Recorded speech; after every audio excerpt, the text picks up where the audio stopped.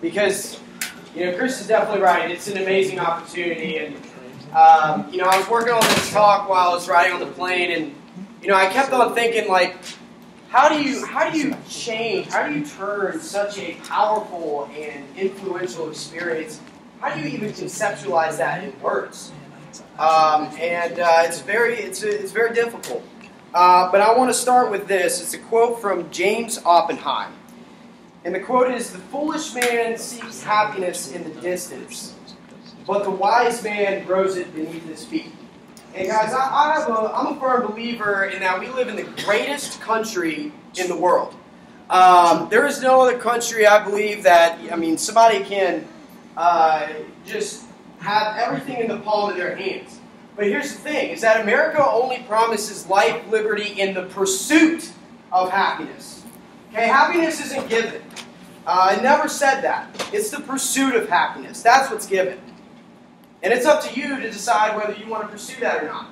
And I'm here to tell you right now that the branch opportunity for a college student is the absolute best way that you can pursue in securing that happiness and begin to build it beneath your feet. Guys, there are profound implications for your future when you branch. You have unbelievable resume experience. Being able to say that you managed an office, you turned a profit, you trained, you recruited, you managed payroll, and you did that in your summer break from school, and you have that on your resume. Think about how your confidence would be amplified sitting in front of someone who does the exact same thing. You just did it 10, 20 years before them. Okay? So it's not just that resume or professional growth either. It's the personal growth. And I think that is the most powerful. Your mental capacity of what you can handle is vastly increased. Before I went out and branched, I definitely couldn't imagine managing a group of 30 kids while still focusing on recruiting more and training. It sounds insane. But I was able to do it. And I'm excited for school because it's going to be a freaking vacation. Because I've expanded my capacity of what I can handle. Your time management skills. Guys, I'll tell you this right now, is that Josh Cook's time management talk, when I heard that my first summer, still by far the most influential talk that I've heard in Vector. And I've heard our president and CEO, Aldi Leonardo, give amazing talks. Josh Cook's time management talk elevated my success in the business and my success in school more so than any other talk I've ever heard in this company. So your time management gets amplified because you put those skills into practice. Your drive, your motivation. Guys, I had a 50-minute commute to work every day. And I'll say that to make you feel bad for me, but that was my motivation. I was motivated enough to get up every day at 6 a.m. and to get home at 11:30. I was motivated enough to do that. And I developed that. And then, of course, your leadership skills. You take your leadership skills to a whole other level. And there's not really a lot of more comments I can make about that because that's just a fact.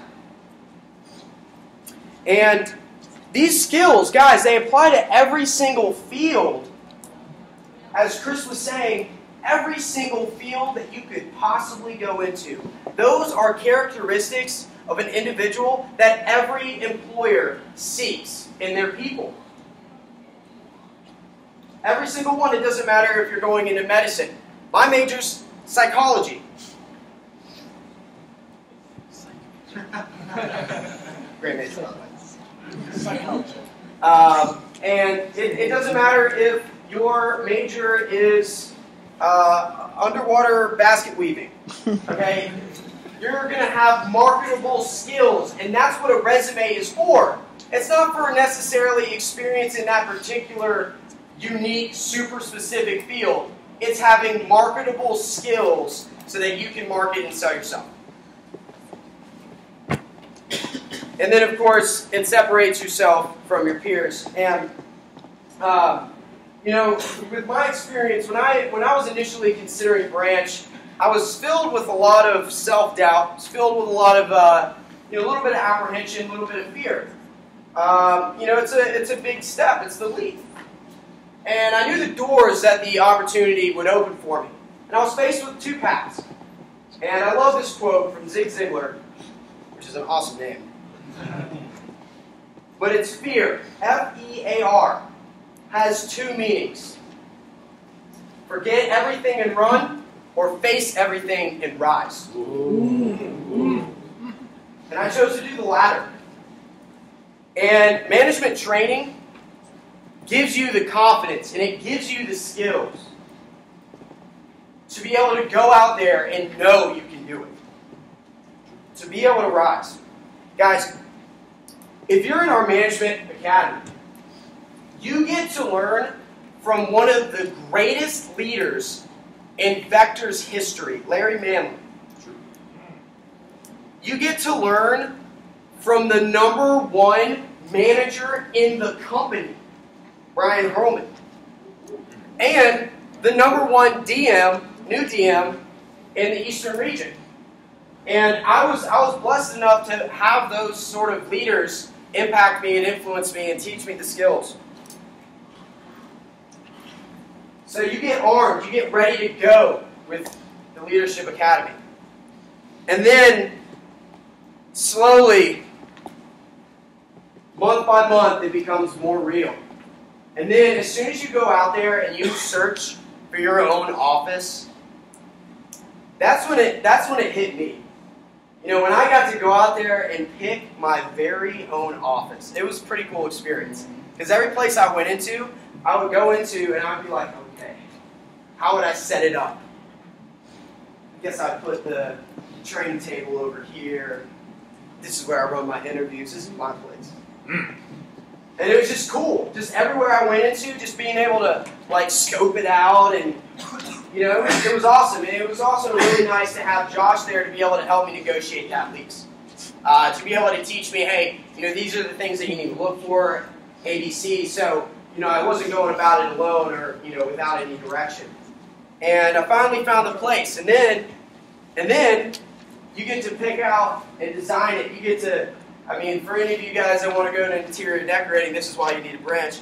Because you get to just load it how you want to. You know, make it exactly the way you want. Down to the littlest things like the poster placement. And it's just awesome. You know, I don't know how you guys feel about the music that your manager plays. I know my office doesn't like it all too much. Full EDM action. But you get to decide. It's up to you.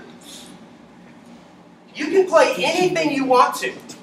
I recommend some things you shouldn't play. But you can. It's your business.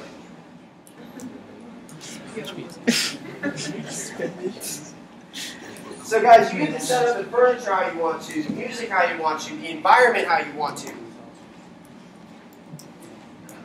And so once that was set up, I remember one night just sitting in my office and just being like, this is my office. It was a surreal experience. And it was really awesome. I started to go out and I posted my ads on Craigslist to snag some receptionists. And I actually hired probably one of the greatest people I've ever met. My receptionist, Kaya, absolutely loved this girl to death. She is the most positive person I've ever met in my life. You know, it was just awesome. I finally had people there with me. I now was constructing the foundation for my team with my receptionists. And then, you know, from there, you go and you run your first interview. And that I think I'll never forget my first interview. Because it was for those of you who in here have run interviews? Actually, a good bit. No, that's awesome. Right, so you guys know how that feels. Well, I can tell you this. I mean, first of all, running an interview feels great. When you run your very, very, very first one, it's awesome. But when you run your first interview in your own office, it feels pretty good. When you're sitting behind the desk that's yours, it feels pretty cool. It feels a little bit different. And then I remember running my first training, and I think my favorite part of being a manager is running training, because I just get so excited. I get so excited. I remember one of my first trainings, I had my cleaver, and I had a coconut. And I didn't think to shake this coconut before what I did to it with the cleaver. And so I set it down, and I took the cleaver, and I just, boom. But it decided to explode like a grenade all over me. I mean, I was literally dripping. Like, I was sitting here like this, and it was literally dripping off me. It was so much. But that's how fired up I was.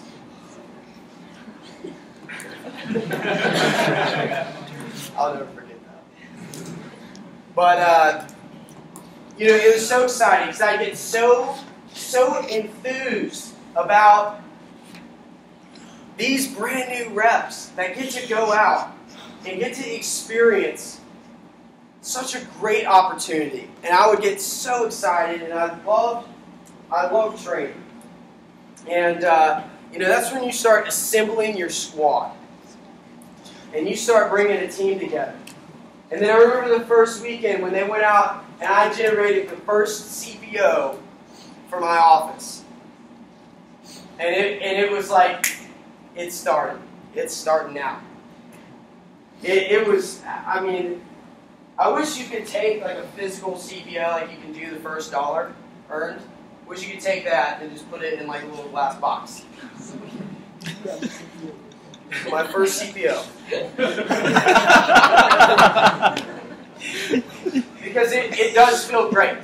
When you generate that very first sale, it was hard for me to contain my excitement there. And then, you know, once things get into swing, there's a point where, at least for me, there was a point where it dawned on me. I was on my way to work one day, and I realized I'm running a freaking business right now. Like, I know that kind of seems silly with all this like build up and everything, but it was in full swing, and it would just seem like another day. And I realized, like, oh my God, this is normal to me, that I'm running a business. And guys, that's the CEO feeling right there.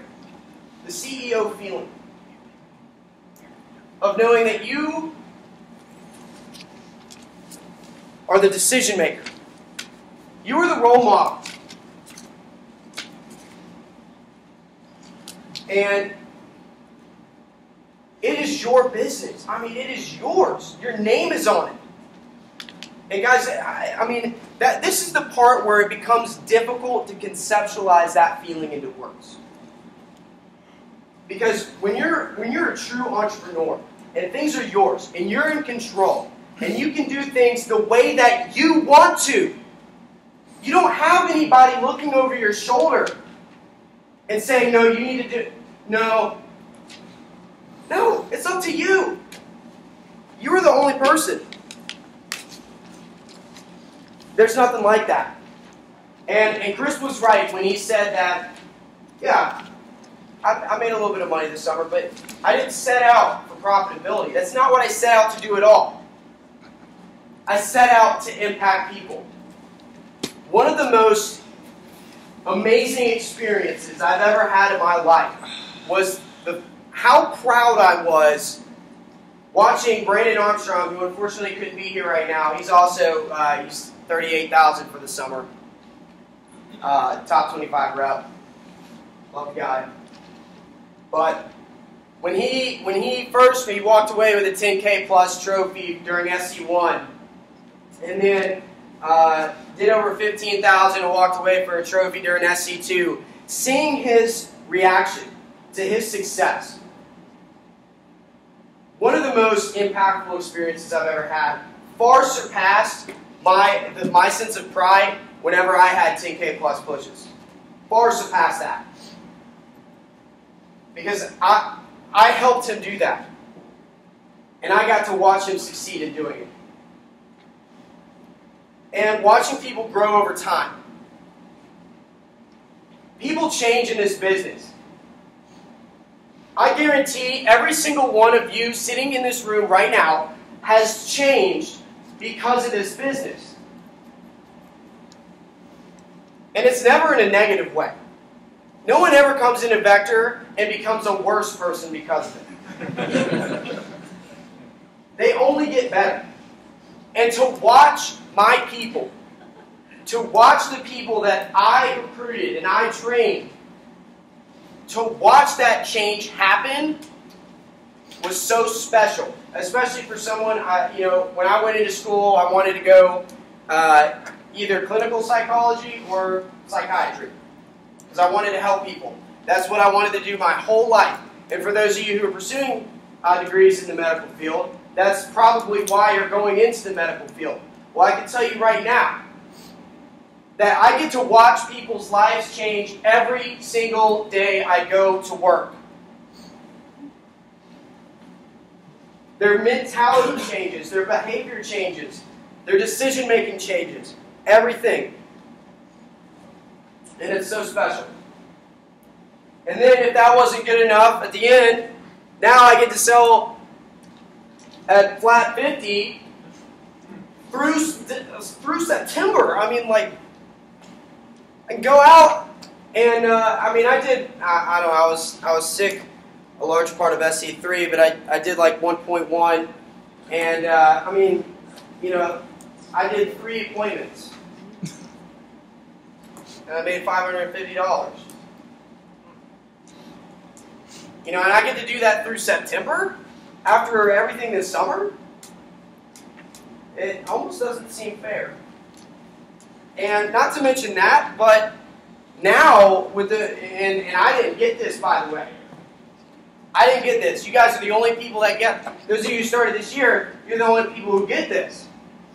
Now your office sales count as your personal sales for your commission level. So not only do you get to sell a flat 50, but you get to chill at 50% for the rest of your career. Or it makes it a lot easier to be able to do that. And it's pretty absurd. But I can tell you this, that branch management has been one of the most powerful, influential, rewarding experiences that I've ever had in my life. And I've grown more in these 3 months this summer than I have in my other 261 months of my life. And I found that years don't matter. In fact, the year you were born only marks your entry into the world. Other years where you prove your worth, those are the years worth celebrating. And branch is not easy. Okay, don't get me wrong. Okay? It's the hardest I've ever worked. And there were times where, the adversity, it felt overwhelming. And, that adversity, however, that's just a challenge of how committed you are to your success. And you have to learn. You have to learn how to conquer adversity. Because life will challenge you. Because life is adversity. And when you learn how to stare into adversity without fear, without doubt, with unwavering confidence, that is how you conquer life. And branch isn't for the weak either. It's not for the people who want to follow the common path. It's for the trailblazer. It's for the trailblazer that wants to stand out in defiance to what is comfortable and safe, to put themselves on another level, to truly separate themselves from their peers. And you cannot swim for new horizons unless you have the courage to lose sight of the shore. Taking the leap is for people hell-bent on success. And if that defines you, if you think that anything that I've said defines you at all, then you need to branch. And know, however, you are not alone. You have amazing support. You have Larry Manley with his seemingly infinite knowledge. I never could have done it without him. I never could have done it without Josh and feeling like I could go to Josh with any question that I had at any time. He probably didn't like it that much, but he was always there for me. And that's the thing about our business, guys. It's really special. You can't go anywhere else and find a business where managers are so tight-knit that they're willing to help you in any way they can, even though it does not help them in any way at all, other than from the pure fact of them knowing that it helps you. That's it. That's all they gain from it. But that's the kind of business that we have here. It's a family business. And you're the CEO, yet you do not stand alone. And all of this is why I have submitted my letter of intent to go district manager when I graduate. Yes, sir.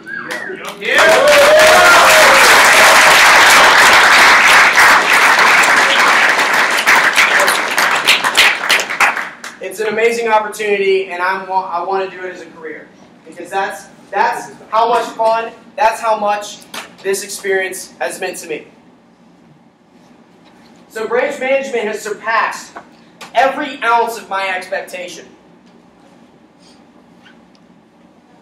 And there is truly nothing quite like taking the leap.